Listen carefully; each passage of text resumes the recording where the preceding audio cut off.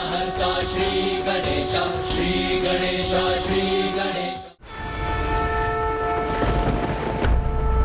ब्राह्मण देव, क्या आप मुझे अपना भोजन देकर मेरी सहायता करेंगे? किंतु मेरे पास तो मात्र इतना ही भोजन है। अंततः मुझे ऐसा प्राणी मिल ही गया जो आवश्यकता पड़ने पर समय पर उसकी सहायता नहीं करता। और जिस राज्य में किसी की सहायता समय पर ना हो वो अधर्म पथ पर ही है। महादेव, आप चिंतित ना हो, आपको पुनः काशी लौटाने का मार्ग मिल गया मुझे। क्षमा कीजिएगा पथिक, आप भूख से इतने आकुल हैं, इतने क्लांत हैं, और मैं आपको उदर भर भोजन भी नहीं दे सकता। किंतु मेरे पास जितना भोजन है उतना ग्रहण कर मुझे कृतार्थ करें। आइए सज्जन, स्थान ग्रहण कीजिए।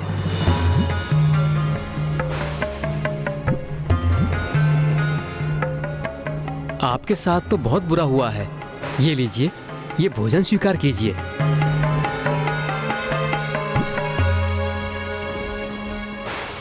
किंतु ब्राह्मण देवता, ये भोजन तो आपका है और इसकी मात्रा भी बहुत कम है।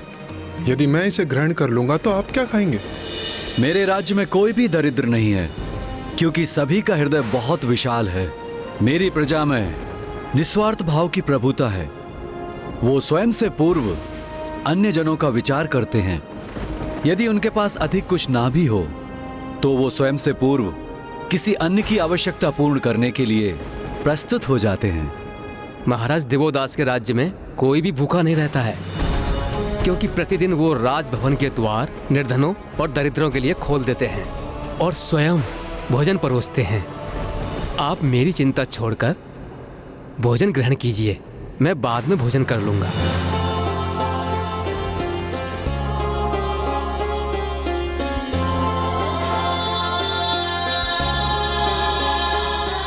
कितना निस्वार्थ भाव है इस नगर के वासियों में।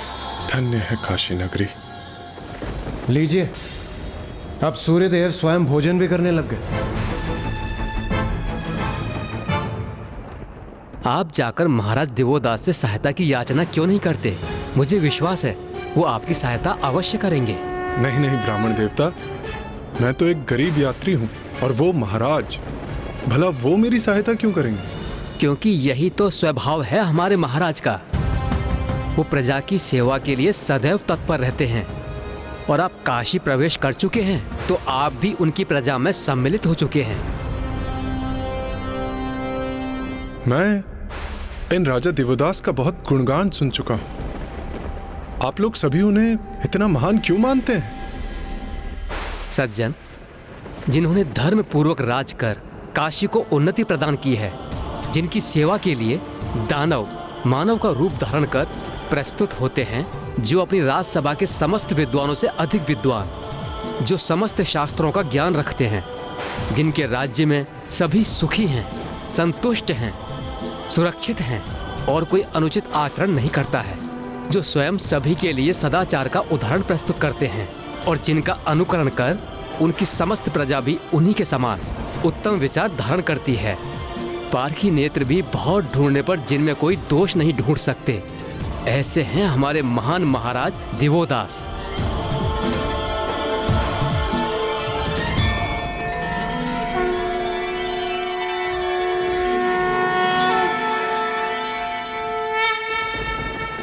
क्षमा करें सज्जन, पूजा का समय हो गया है। आप कुछ समय इस वृक्ष की छांव में विश्राम करें।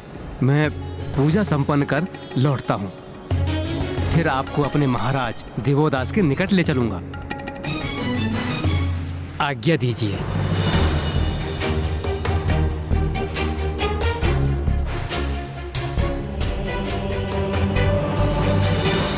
देवी सरला, जब तक मैं और मेरी प्रजा धर्मोचित आचरण करते रहेंगे, हमें कोई तनिक भी क्षति नहीं पहुंचा सकता।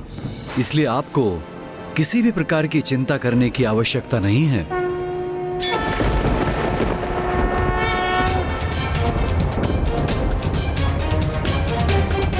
राजा दिवोदास, मैं तो मात्र आप में एक त्रुटि ढूंढने आया था, किंतु अब आपने मेरे समक्ष कोई अन्य विकल्प शेष नहीं छोड़ा है। ये क्या कर रहे हैं सूर्यदेव? राजभवन की दिशा में क्यों जा रहे हैं? प्रतीत होता है सूर्यदेव भी अपनी असफलता के कारण क्रोधित हो रहे हैं। जो भी है उचित ही।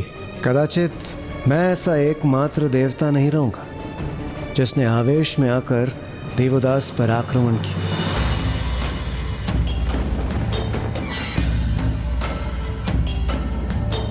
स्वस्ति न इंद्रो वृतश्रवाः स्वस्ति न पूषा विश्ववेदाः स्वस्ति नस्तारक्षो अरिष्टनेमिः स्वस्ति नो बृहस्पतिर्दधातु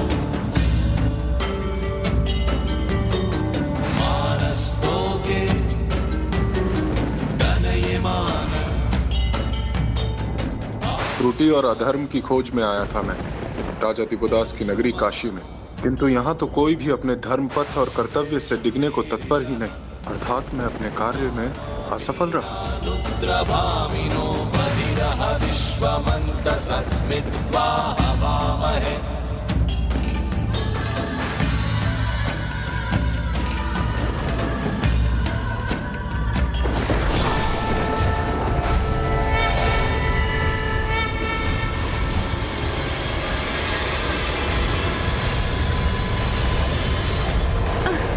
अरे सूर्यदेव ये क्या कर रहे हैं? उनके प्रकाश में इतनी वृद्धि क्यों हो रही है? गणेश, मुझे शंका हो रही है कि सूर्यदेव काशी में कोई भूल ढूंढने में असमर्थ होकर हताश हो रहे हैं और अब उनकी यह हताशा उनके क्रोध में परिवर्तित हो रही है। ये उचित नहीं हो रहा है गणेश।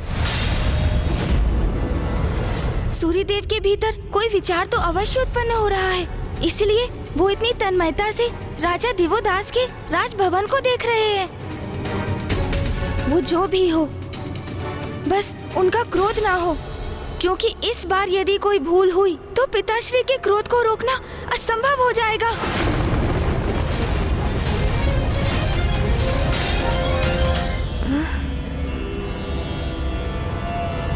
इतना प्रचंड प्रकाश!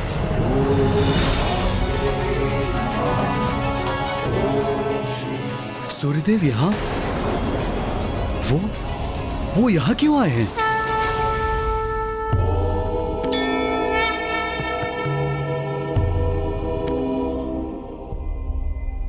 महादेव, मैं स्वयं को रोकने में असमर्थ हूँ, इसलिए अब जो मैं करने जा रहा हूँ उसके लिए मुझे क्षमा कीजिए।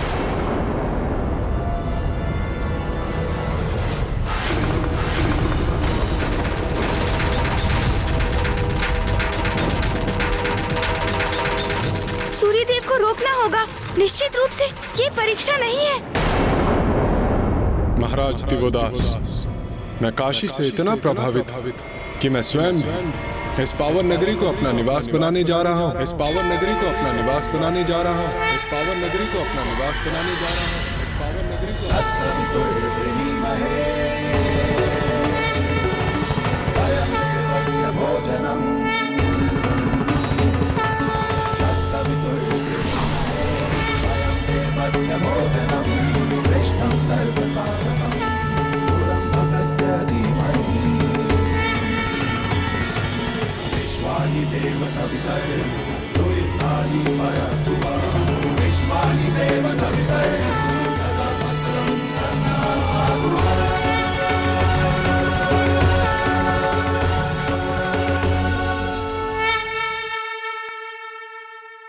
ये क्या किया सूर्यदेव ने? वो तो काशी गए हुए थे राजा दिवोदास के राज्य में कोई भूल को ढूंढने के लिए, किंतु वो तो स्वयं काशी में ही वास करने के लिए तत्पर हो गए। ऐसा क्यों किया उन्होंने? राजा दिवोदास के कारण।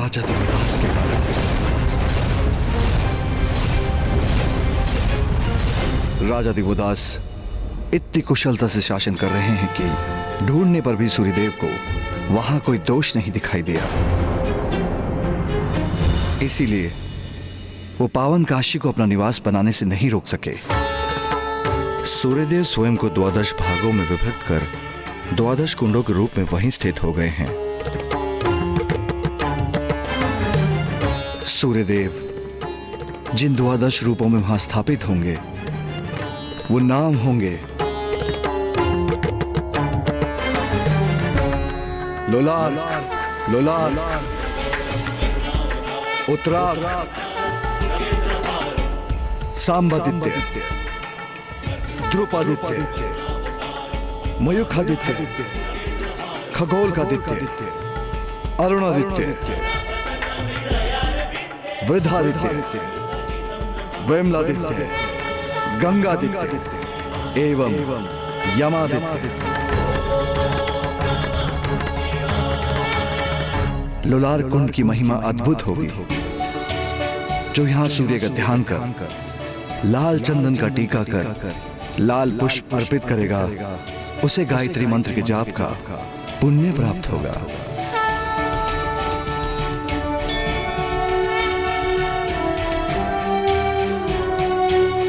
सूर्यदेव, काशी में अपना कुंड स्थापित कर और सदा उपस्थित रहने की इस कृपा के लिए आपका कोटि कोटि धन्यवाद। प्रणाम सूर्यदेव। सूर्यदेव स्वयं परम ब्रह्म स्वरूप हैं, इसलिए काशी में उनका शुभ प्रभाव तो होना अनिवार्य ही था। और उन्हीं की कृपा से काशी में 12 कुंड भी स्थापित हुए हैं।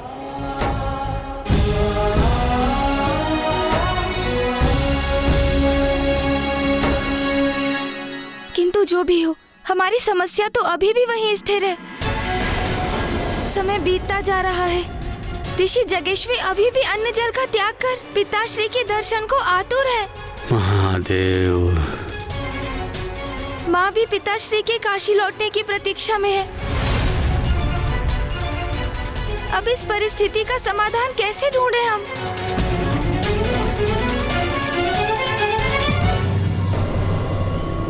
अब हम सभी देवता विवश हैं निराश होने के लिए। ऐसा मत कहिए इंद्रदेव। इस कठिनाई से बाहर निकलने का कोई तो मार्ग अवश्य होगा। जब तक मार्ग प्राप्त होगा हम सभी स्वर्ग से निष्कासित हो चुके होंगे।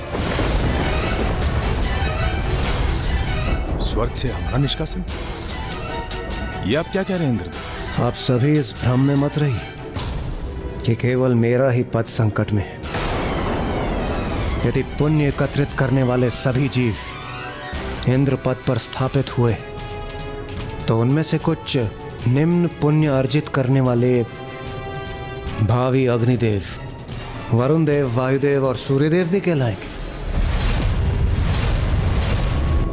अर्थात महादेव का काशी में ना होना हम पर एक महान संकट का रूप लेकर मंडरा रहा है। किंतु अब हम करें तो करें क्या? आप स्वयं काशी गए थे तो महादेव के प्रकोप से भस्म होते होते रहे। अब सूर्यदेव काशी गए हैं तो उन्होंने काशी को ही अपना निवास बना लिया है। अर्थात अब हमें और कोई उपाय शेष दिखाई नहीं दे रहा है। एक उपाय अभी भी शेष है। तो शीघ्र बताइए इंद्रदेव, क्या है वो? बताऊंगा, मैं अवश्य बताऊंगा, किंतु तब जब आप सभी मुझे वचन देंगे कि आप वही करेंगे जो मैं कहूंगा।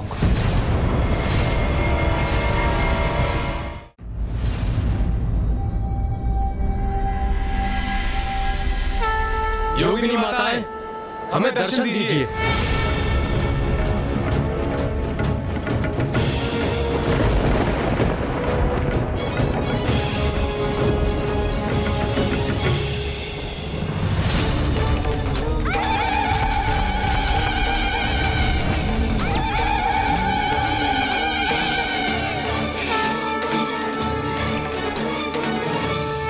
क्या चाहते हैं आप? क्यों आवाहन किया है हमारा? माताओं, आप सभी यहाँ हैं, किंतु ये उचित नहीं होता कि ऐसे समय में जब माता आदि शक्ति को आपकी सहायता की आवश्यकता है तो आप उनके साथ होती।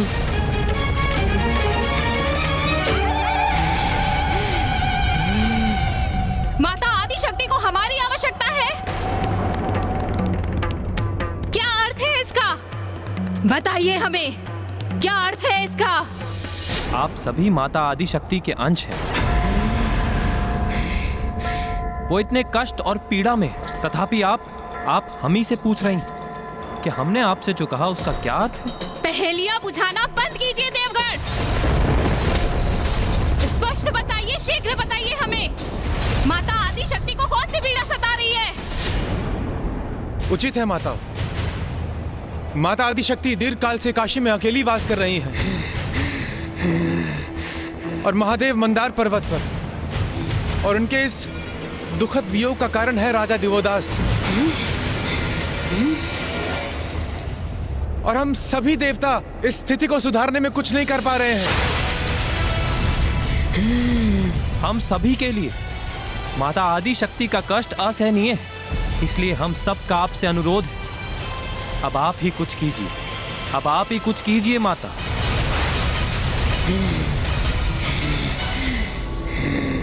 महाराज देवोदास, उनका साहस कैसे हुआ माँ आदिशक्ति और महादेव के बीच दूरी उत्पन्न करने का? हम अभी जाकर उस राजा देवोदास को उसकी उत्कंठता के लिए भीषण दंड देंगे।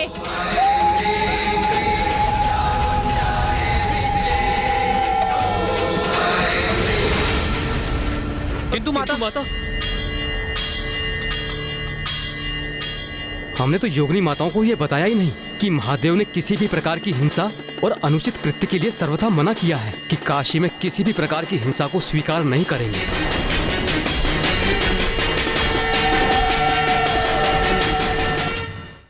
योगिनी माताएं तो काशी की ओर अग्रसर हो रही हैं, जो सर्वथा अनुचित है। वो काशी की ओर अवश्य जाएंगी और वहां जाकर सब तहस नहस कर देंगी। योगिनी माताएं तो प्रचंड आवेश में है, वो काशी की ओर बढ़ी ही जा रही है। किंतु ये कैसे हुआ? उन्हें वहां जाने के लिए प्रेरित किसने किया?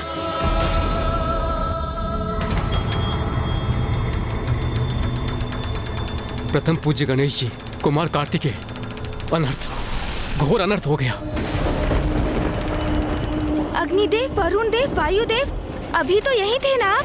फिर कहाँ जाकर लौट रहे हैं आप?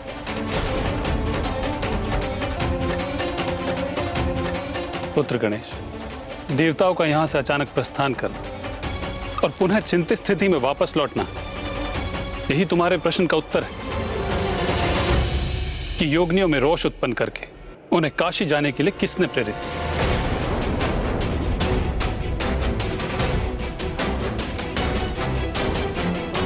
तो क्या देवगण ही? हाँ पुत्र गणेश, जब हम प्रस्तुत समस्या का समाधान ढूंढने में व्यस्त थे, तब इन सभी देवताओं ने स्वयं निर्णय ले लिया कि ये योगिनियों के पास जाके सहायता लेंगे।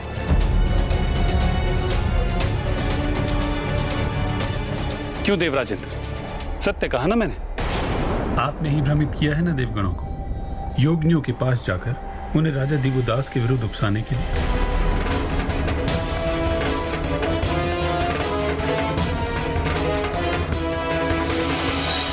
नारायण, मैं तो बस इस समस्या का समाधान ढूंढने का प्रयास कर रहा था। मुझे ज्ञात नहीं अग्निदेव, वायुदेव और वरुण देव ने योगिनी माताओं के साथ ऐसा क्या संवाद किया जिसकी वजह से वो इतनी कुपित हो गई। अच्छा इंद्रदेव, वहां हम गए तो अवश्य थे, किंतु ये सुझाव तो आपका ही था ना? शांत हो जाइए आप सभी देवगण, ये समय आरोप प्रत्यारोपण का नहीं है। क्या ये संभव कि योगिनी माताएं राजा दिवोदास को समझाने में सफल हो जाएं?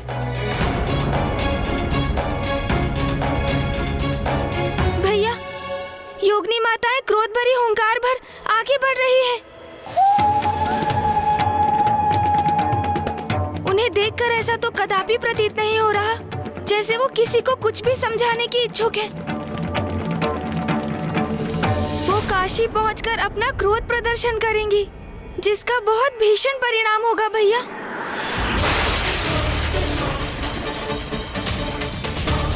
देवगण, आपने योगिनी माताओं को पिताश्री के आदेश की सूचना तो दी थी ना कि काशी में किसी भी प्रकार की कोई हिंसा नहीं होनी चाहिए।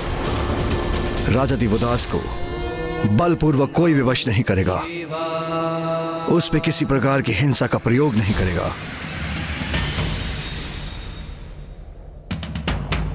वो गणेश जी, इससे पूर्व कि हम उनसे कुछ कह पाते, वो काशी की ओर प्रस्थान कर गए।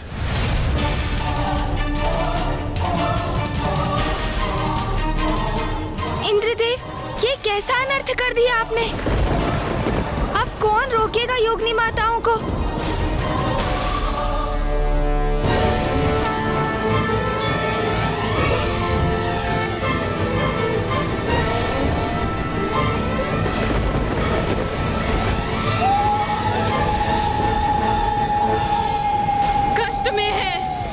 कष्ट में है माता। उन राजा देवोदास के कारण चीर के रख देंगे हम राजा देवोदास को। एक तुच्छ राजा का इतना दुस्साहस कि माता और प्रभु के मध्य दूरी उत्पन्न करे।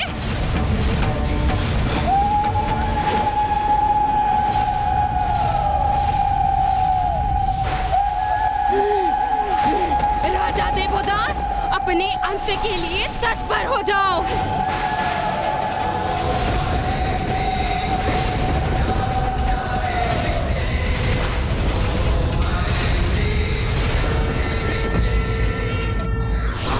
परिस्थिति को अपने पक्ष में करने के लिए हमें बल का नहीं, अपितु बुद्धि का प्रयोग कर विवेक से काम लेना चाहिए।